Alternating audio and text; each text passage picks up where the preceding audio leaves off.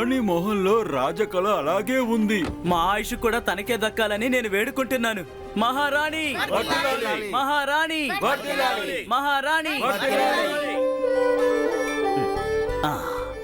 మహారాణి, పూజారి గారు పూజ చేశాక మొదటి ప్రసాదం వీర్గర్ వారసులైన భవిష్యత్తు మహారాజు కోసం ఇస్తున్నారు.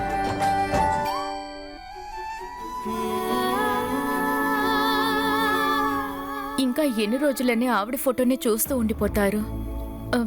ఒకసారి మీరే నేను ఆశపడేది ఒక్కటే, కథలో ఉన్న ఆ మహారాణి నా బిడ్డల్ని ఒక్కసారైనా కలుసుకోవాలి, తన దగ్గర ఆశీర్వాదం తీసుకోవాలి. అవి గట్టిగా పట్టుకున్నావు కదా. అబ్బా అక్క, నువ్వు నడిపేది సైకిల్, రాకెట్ ఏవి కాదు. నాన్నకి బర్త్డే గిఫ్ట్ గా ఏవి ఇవ్వాలో నువ్వు ఆలోచించావా? అదంతా మన ఇంటికెళ్ళి మాట్లాడుకుందాం కదా. నేను నా కాళ్ళకి పని చెప్తున్నాను, నువ్వు నీ బ్రెయిన్ కి పని చెప్పొచ్చు కదా. అక్క, కడుపులో ఎలుకలు పరిగెడుతుంటే బుర్ర ఎలా పనిచేస్తుంది చెప్పు. అటు చూడు, నీ కడుపులో ఎలుకల్ని తరిమే మందు కనపడింది.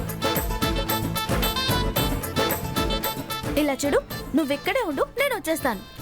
మహారాణి వర్ధిల్లాలి, మహారాణి వర్ధిల్లాలి, మహారాణి వర్ధిల్లాలి.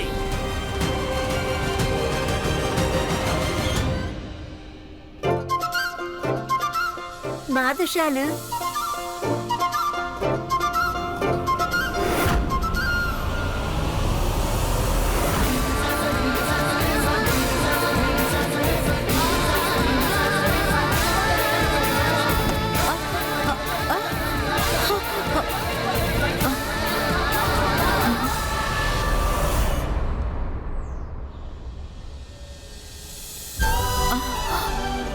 సారీ, బాదుషాను చూసి పరిగెడతాను, తెలియకుండా గుద్దేశాను అంతే.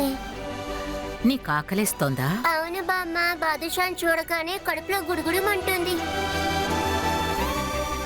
బామ్మ కాదు, మహారాణి. ఇదిగో తిను.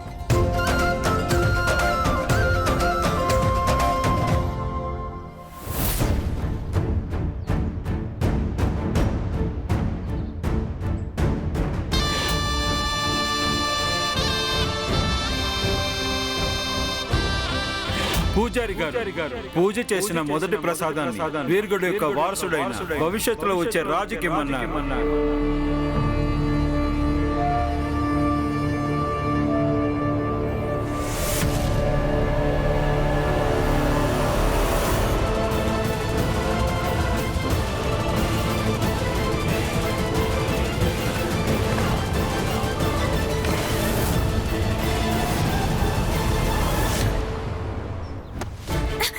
ఎన్నిసార్లు చెప్పాను, ఎవరో ఏంటో తెలియని వాళ్ళ దగ్గర నుంచి ఏది తీసుకుని తినుకో అని.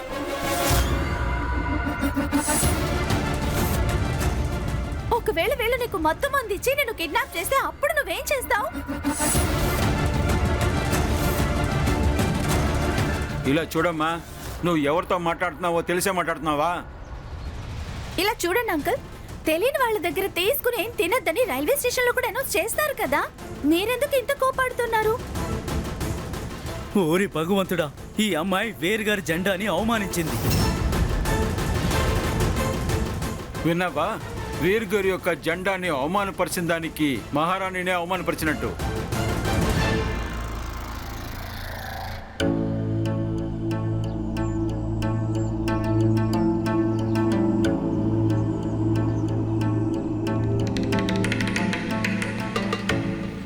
ఐఎమ్ సారీ, నేను ఇది కావాలని చేయలేదు. ఒక వ్యక్తిని తొలిచూపులోనే గుర్తుపట్టగలను. నువ్వు చేసింది తప్పు కాదు, నేరం. నా దృష్టిలో నువ్వు ఒక పాపాత్మురాలివి. మళ్ళీ ఇంకోసారి మనం కలవకూడదని వేడుకో. బాయ్ బాయ్ బామ్మ.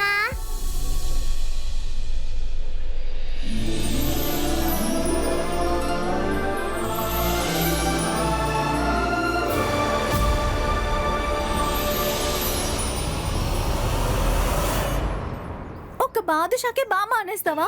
అక్క, నువ్వు తిను, తర్వాత నువ్వు బామ్మ బామ్మ అని అంటావు.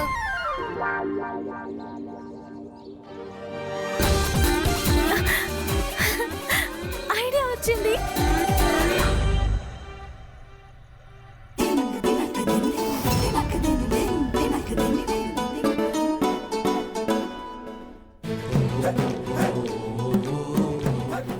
బర్త్డే మహారాజు గారు.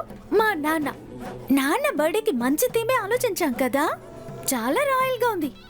రేపు మనం నాన్నని ట్రీట్ చేసే తీరును చూసి నిజంగానే మహారాజాని అనుకోవాలి. అదంతా సరే గాని మనం దీని ఎందుకు స్టోర్లు తెలియకుండా చేస్తున్నాము? అప్పుడే ఎవరికి తెలియకుండా ఉంటుందిరా పిచ్చోడా. సరే ఓకే, నువ్వు కాస్త త్వరగా ఫినిష్ చెయ్యి. నువ్వు వెళ్ళి బాగా గురక పెట్టి నిద్రపో. అంతకు మించి ఏం చేయలేవులే. అరే వద్దక్క, ఒకవేళ హఠాత్తుగా చీకటిగా ఉంది అనుకో, తర్వాత నువ్వు భయపడి అరవటం మొదలు పెడతావు. ఇక సర్ప్రైజ్ ఏముంది, అందరికీ షాక్ ఇస్తావు. నేను ఇక్కడే నిద్రపోతానులే.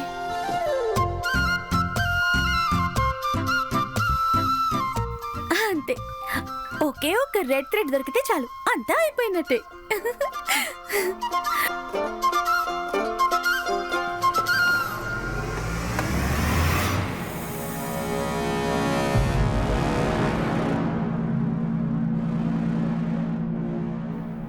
ఓరి దేవుడా, ఈ అమ్మాయి వీర్గారి జెండాని అవమానించింది. విన్నావా?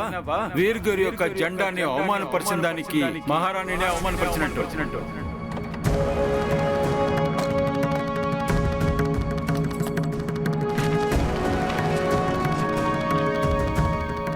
ఇదేంటి?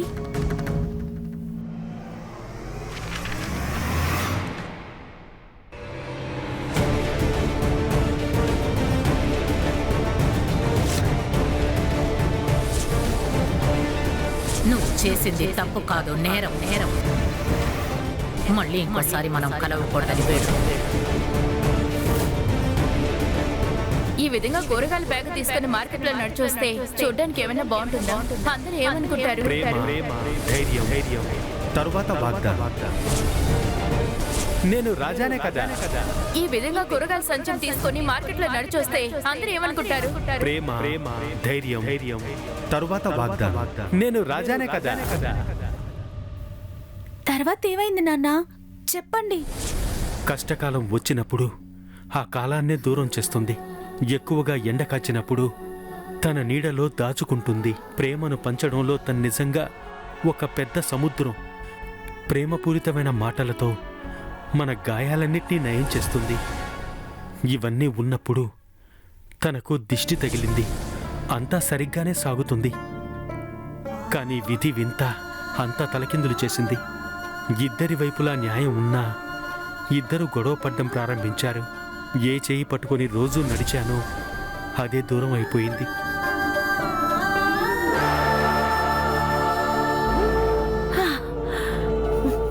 దేవుడా, నాకు నా దిష్టే తగిలేటట్టుంది. ఈ రాజసింహాసనం మీద కూర్చునే కళ ఇంతకాలం కలగా మాత్రమే ఉండేది. ఆ కలలన్నీ ఇప్పుడు నెరవేరబోతున్నాయి.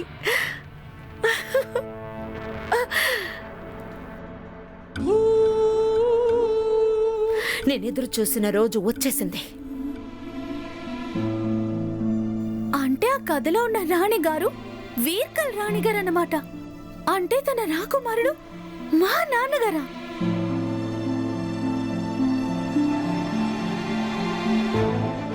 నువ్వు చేసింది తప్పు కాదు, నేరం. మళ్ళీ ఇంకోసారి మనం కలవకూడదని వేడు. ఇలా చేసావేంటి శైనవి? సొంత బామ్మతోటి పోట్లాడావా? అంతా అయిపోయినట్టే. ఇకపై ఆవిడ మన మొహం కూడా చూడదు.